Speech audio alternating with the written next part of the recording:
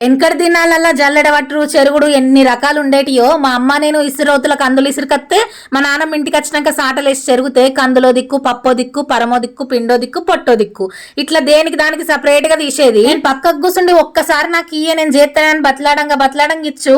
అప్పుడు నేను ఎంత జరిగినా బల్మిటికి పొట్టు కొట్టుకపోవు తప్ప పప్పు ఎట్లున్నది అట్లనే ఉండేది. ఇక నాకే లాస్ట్కి యాస్టకచ్చాడ వారిసిపోయేది. అప్పుడే మంచిగా నేర్చుకుంటూ అయిపోవు. ఇప్పుడు ఈ బాధలే నాకు ఉండపోదును. చెరుగుతే చక్కగా పొట్టే పోతలేదు, పిండి పోవటానికి జల్లెడబడితే ఇల్లు కొట్టుకపోతుంది. పప్పు పరం కందులు అన్ని కలిపి చెరిగి గిన్నెలనే వారవస్తాను. మన వెనకటి పెద్దోళ్ళ చెరు కూడా ఇచ్చంతరంగా ఉండేదంట. వీటి పేర్లు ఇంకా ఇచ్చంతరంగా ఉండేవి. పని చేసుడు రాదు, వీటి పేర్లు అనడానికి కూడా రాదు. చెరుగుడు, నేవుడు, మల్సుడు, కోడుడు, తాల్సుడు ఇవన్నీ పనులు సాటతోటి నాకు చెయ్యరాకున్నా వీటి ఎట్లా ఎత్తరో చూసినా వీటి పేర్లు అన్నా నాకు తెలుసు.